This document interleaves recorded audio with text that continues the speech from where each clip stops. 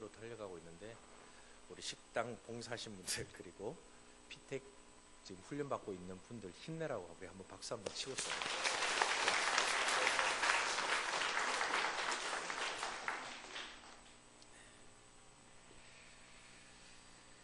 세상 살다 보면 누구나 한 번쯤 억울한 일을 당합니다. 어떤 분들은 생김새가 굉장히 은혜로우셔서 불이익을 많이 당하시기도 합니다. 잘못한 것 없는데 경찰에 꼭 신문을 할 때 꼭 붙드는 사람들이 있기도 하죠. 저는 예외인 줄 알았습니다. 그런데 구창석 집사님 당구장에서 있는데 어떤 분이 저한테 오더니 사장님 저 아이스크림 먹어도 되냐고 묻습니다. 근데 그때 더 충격적인 것은 제 옆에 구창석 집사님이 계셨는데 구창석 집사님이 계셨는데 저한테 묻길래 제가 물론 드시라고 대답을 했습니다만 목사가 목사같이 보이지 않았습니다. 회개해야 될 것 같습니다. 성경도 마찬가지입니다. 억울함을 당하는 성경이 있습니다. 그 중에 하나가 구약에는 레위기고 신약에는 바로 이 요한계시록이 아닐까 생각을 합니다.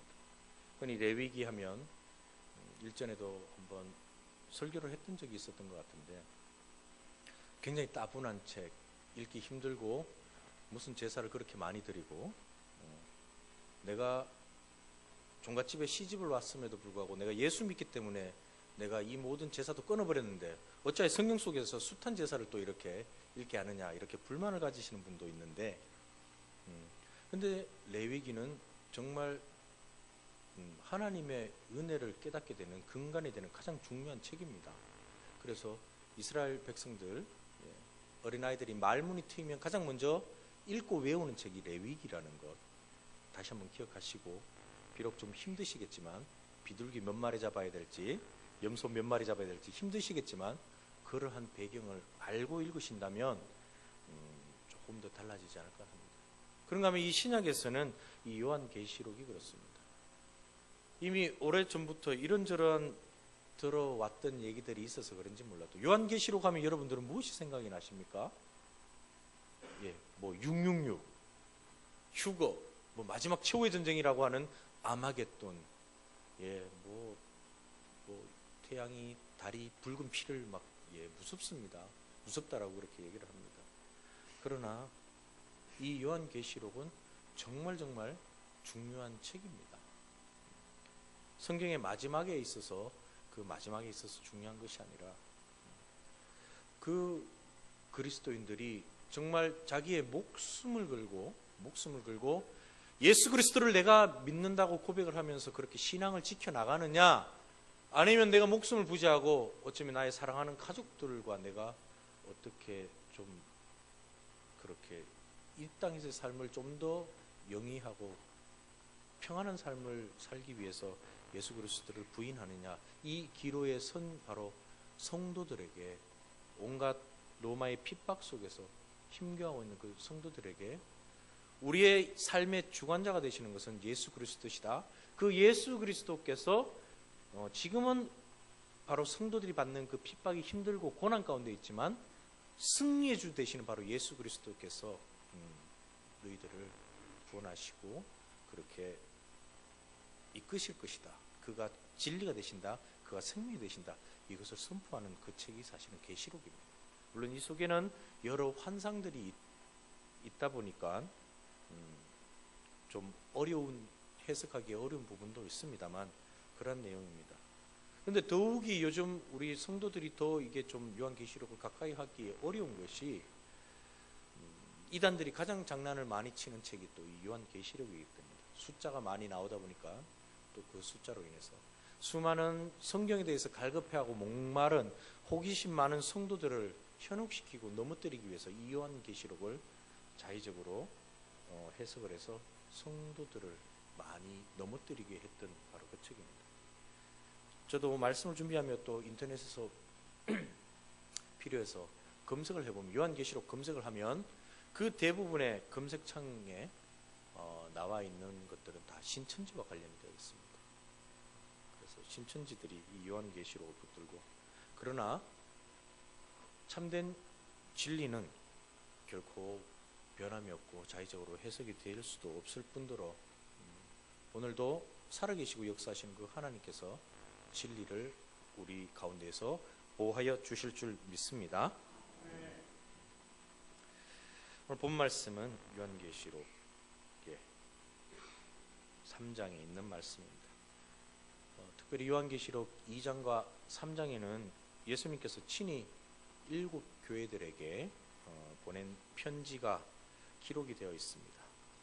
주님께서 각 교회에서 그리고 각 성도들, 신자들에게 신앙 행위에 대해서 어떤 것은 칭찬하고 또 어떤 것은 꾸짖고 계시는가 하는 그 내용이 들어있는 것이 바로 이 요한계시록 2장 3장의 주된 내용으로 되어 있습니다. 그 중에서 오늘 본문 말씀은 이 라오디게아 교회에게 보낸 편지입니다. 그런데 오늘 이 말씀은 그 당시 라오디게아 교회가 어떠한 문제점에 있었대라는 문제로 끝나는 것이 아니라 실은 오늘날 현대교회가 가장 크게 실수할 수 있는 바로 그 대목이고 또 우리도 거기에서 예외가 결코 될 수 없다라는 것을 우리가 기억할 때 오늘 말씀을 주의 깊게 우리가 한번 묵상해 나가야 되지 않을까 생각을 합니다.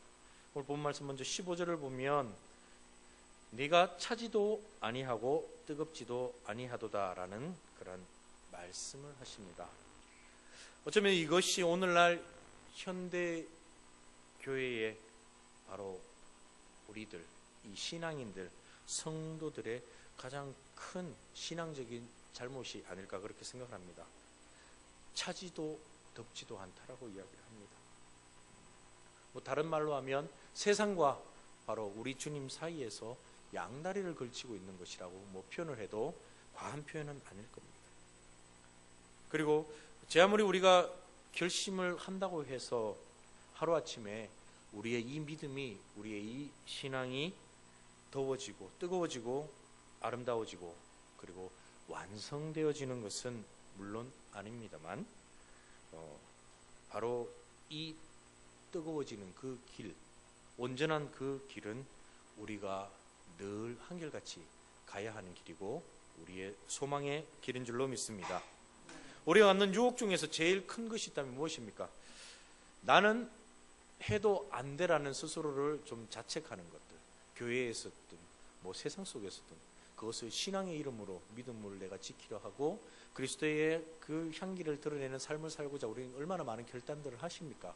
그런데 이런저런 어려움들, 난관, 장애물들, 사람들과의 그 관계 속에서 무슨 문제 부딪힐 때 그래 나는 안 돼라는 그렇게 생각하는 것, 그런가 하면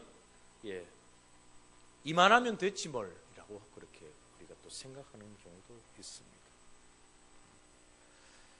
이런 우리의 모습을 오늘 본 말씀 16절에서 주님은 그렇게 이야기를 하고 계십니다. 꾸짖고 계십니다. 네가 이같이 미지근하여 뜨겁지도 아니하고 차지도 아니하니 내 입에서 너를 토하여 버리리라. 하지만 더 큰 문제는 이런 주님의 경고에도 불구하고 우리 믿는 자들 중에 우리 신앙인들이 주님의 이런 꾸짖음에도 불구하고 오늘 본 말씀에 있는 것처럼 17절에 있는 말씀처럼 나는 부자입니다. 나는 부유하여 부족한 것이 없습니다. 라는 고백을 하고 생각을 하는 것이 더 큰 문제입니다. 그러나 이러한 고백을 하는 자, 이렇게 생각을 하는 자에게 주님은 어떻게 보고 계시느냐? 오늘 본문 말씀 보면 내 공고한 것과 가련한 것과 그리고 가난한 것과 눈먼 것과 벌거벗은 것을 알지 못하는도다 라고 그렇게 이야기를 하십니다. 그렇게 우리 주님께서 하실 정도로 심각한 문제에 있는 분들이 이 자리에는 없기를 바랍니다. 그렇다면 부유한, 바로 어쩌면 부자라고 할 수 있는 그 부자, 부유함, 어떤 근거에서 과연 그것을 이야기를 할 수 있을까? 물론 보통 우리는 부유함에 대해서 따질 때에 뻔한 답들이 있습니다. 건강하고 먹고 사는데 아무런 불편함이 없으며 자식들이 속을 썩이지 않으면 아마 그렇게 고백할 수 있을 겁니다. 저는 부자입니다. 저는 부족한 것이 없습니다. 그렇게 이야기할 수 있습니다. 그러나 성경은 무엇이라고 이야기를 하냐면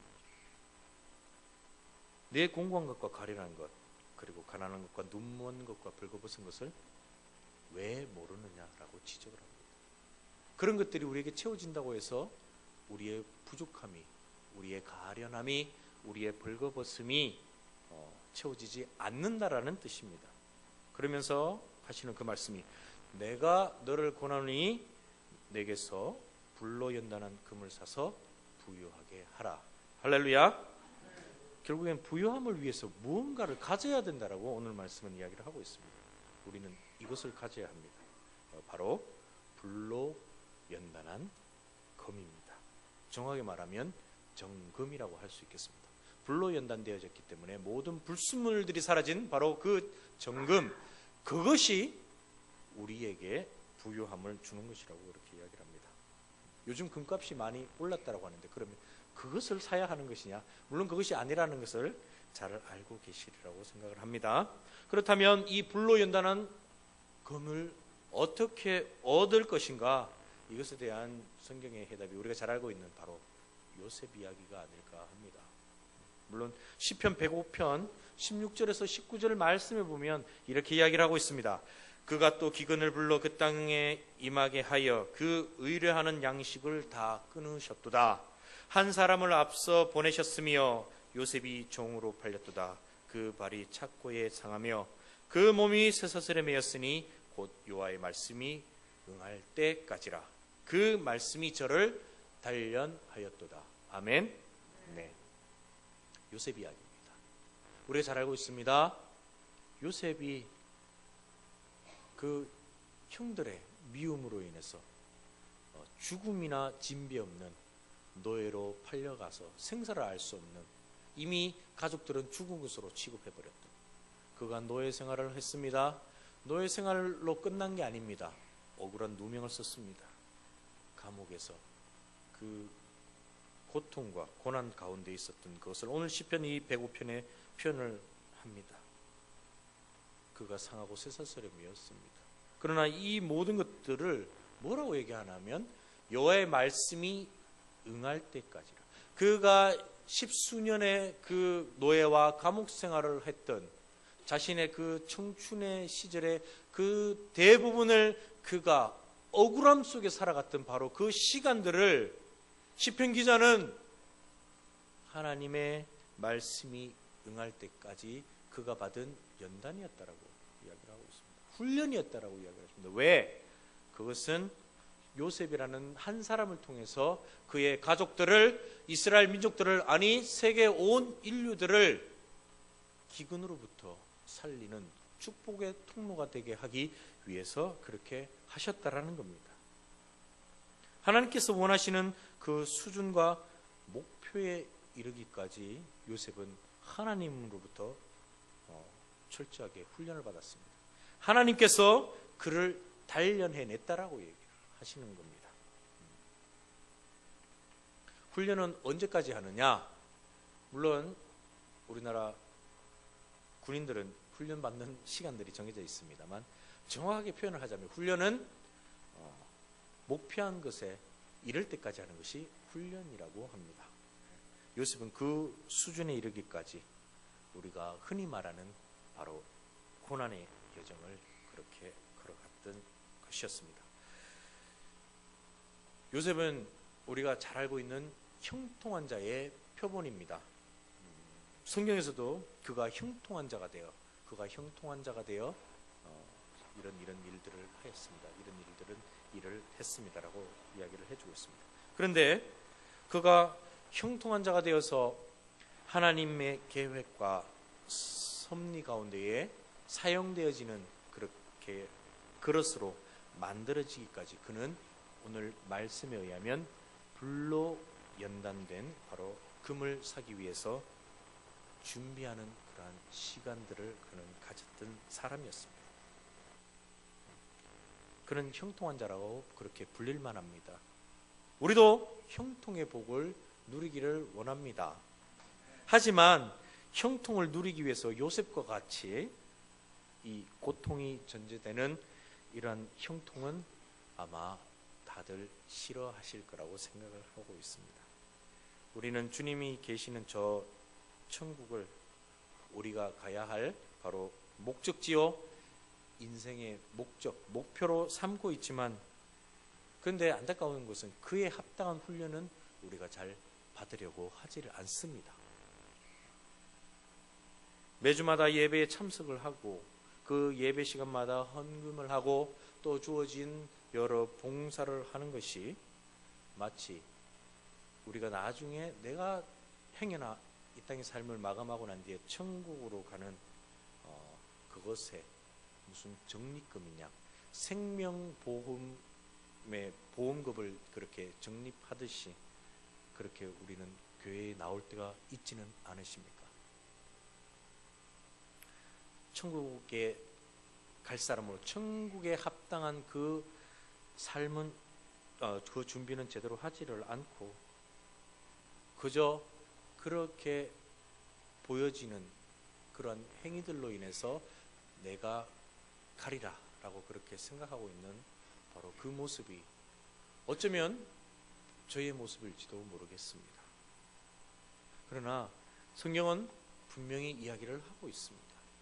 참된 생명을 얻기 위해서는, 진리 가운데 거하기 위해서는 우리가 그렇게 생각하는 그것으로 이룰 수 없다라는 걸 말입니다.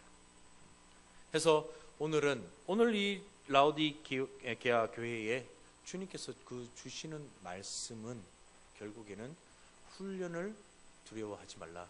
인생 앞에 너희들 앞에 놓여 있는 그러한 연단이라고 하는 그 훈련을 두려워하지 말라라고 이야기를 하고 있습니다. 그러한 것들이 우리에게 주어진 바로 그 이유는 그것 이후에 만들어지는 열매 맺어지는 바로 그 연단된 금으로 바로 우리가 부요한 자가 되기 위한 것이라는 것을 오늘 말씀은 우리에게 그리고 라오디게아 성도들에게 전해주기 위한 것이었습니다. 불로 연단한 금을 사서 부요하게 하라라는 말씀 후에 또 주님은 이렇게 얘기를 하셨습니다. 볼지어다 내가 문 밖에 서서 두드리노니 누구든지 내 음성을 듣고 문을 열면 내가 그에게로 들어가 그로 더불어 먹고 그는 나로 더불어 먹으리라. 아멘. 이 말씀은 믿지 않는 자들에게 전도하기 위해서 사실은 사용되는 말씀이 아닙니다. 물론 그들에게도 당연히 동일하게 적용되는 말씀입니다만 오늘 이 말씀은 믿는 자들을 향해서 특별히 예수 그리스도를 우리 주님이여 우리의 주관자라고 고백하는 바로 우리 신앙인들에게 하는 말씀입니다. 우리가 훈련을 해야 하고 불로 연단하여 정금을 사서 할 것이 바로 무엇인가를 정확하게 가르쳐주기 위해서 오늘 이 말씀을 하셨습니다. 그것은 무엇이냐? 주님께 우리의 문을 여는 것입니다. 그래서 주님이 우리와 더불어 함께 하는 것, 즉 주님께서 우리 인생의 주관자가 되시고 주님께서 인도하시는 그 길을 우리가 순종하며 나아가겠습니다 라는 바로 그것이 바로 문을 여는 것이라 그렇게 할 수 있겠습니다. 주님께서는 그렇게 우리 믿는 자들에게 문을 열어주기를 기다리고 계십니다. 아멘. 어리석게도 우리는 주님을 온전히 만나기 전에 세상의 여러 물질 그리고 명예, 권력 그런 것들을 우리가 가지게 되고 소유하게 되면 내 인생이 부유해질 것이라고 그렇게 믿고 살아왔던 자들입니다. 안타깝게도 심지어는 예수 그리스도를 믿고 주님의 부르심을 받아서 그 소망 가운데에 지금 이 자리에 이렇게 나와 있는 우리들 속에서도 어쩌면 아직도 그러한 헛된 믿음을 붙들고 계신 분이 있지는 않을까 조심스럽게 질문을 해봅니다. 성경이 이야기하는 부요는 이렇습니다. 우리들의 삶의 모습이 다른 사람들로 하여금 그 우리가 가는 이 길, 우리가 하는 이 행동, 행위, 우리가 고백하는 그 말들, 그것들을 함께하고 따라하고 쫓아오고 싶게 하고 싶어하는 것, 그것을 부요함이라고 그렇게 이야기를 하고 있습니다. 이야기가 좀 어렵습니까? 구체적으로 예를 들어서 이야기를 한번 해보고 싶습니다. 나로 인해서 다른 사람들이 복을 누리는 것, 그것을 부요함이라고 이야기를 합니다. 그 부요함의 예로 먼저 보여준 바로 사람이 아브라함이 아닐까 그렇게 생각합니다. 하나님께서 아브라함을 부르시면서 하신 약속이 있습니다. 친척 집 떠나야 된다. 아비의 집을 떠나야 된다. 내가 너에게 지시할 땅으로 가야 돼. 그러면서 하신 얘기가 너는 복이 되라. 복이 될지라. 옛 성경에는 복의 근원이 될지라라고 이렇게 이야기를 합니다. 너를 축복하는 자는 내가 축복하고 너를 저주하는 자는 내가 저주하리니 너는 복이 될지라. 아멘. 이것이 하나님께서 아브라함을 사실 부르신 그 부르심의 목적이었습니다. 아브라함을 통해서 사람들이 복을 누리기를 원하는 것, 아브라함이 부요함을 누리기를 바라는 것, 이게 하나님의 소망이었 뜻이었습니다. 바로 우리가 흔히 말하는 그 복의 근원, 복이 되고 싶은 것, 바로 사실은 이것이 부요함이라고 그렇게 이야기를 할 수 있습니다. 그러나 이 부요함은 남의 것을 빼앗아서 내 것을 채우는 것, 그곳에 있지 아니하고 나로 인해서 다른 누군가가 그 복을 누리는 것, 이것이 부요함입니다. 아까 서두에도 예를 들어 밝혔던 그 요셉을 통해서 7년의 기근을 대비하게 하나님께서는 하셨고, 그 7년의 기근을 대비하고 준비함으로 말미암아 요셉은 애굽이라는 나라를, 자기의 가족들을, 나아가 그 세계 인류를 기근으로부터 그렇게 살리는 바로 그러한 복이 되었습니다. 축복의 통로가 되었습니다. 이것이 하나님께서 요셉을 부르심의 소망이었고, 그 고난의 여정 가운데에 그가 불로 연단을 받게 한 바로 하나님의 목적이었던 것입니다. 이 연단 후에 그가 이룬 바로 그 불로 연단된 금으로 그는 부요함을 누렸고, 그 부요함으로 많은 이들이 함께 복을 누리고 부요함을 누렸습니다. 이것이 성경이 우리에게 말하는 부요함인 줄로 믿습니다. 한 교회의 신앙의 수준은 이 교회가 건물이 얼마나 크냐, 얼마나 많은 사람들이 교회에서 예배를 드리느냐, 얼마나 많은 헌금들이 거두어 드려지느냐가 아니라, 실은 얼마나 많은, 오늘 말씀을 나누며 이 성경이 말해주는 그 부요함을 누리는 자가 얼마나 많은가에 달려 있습니다.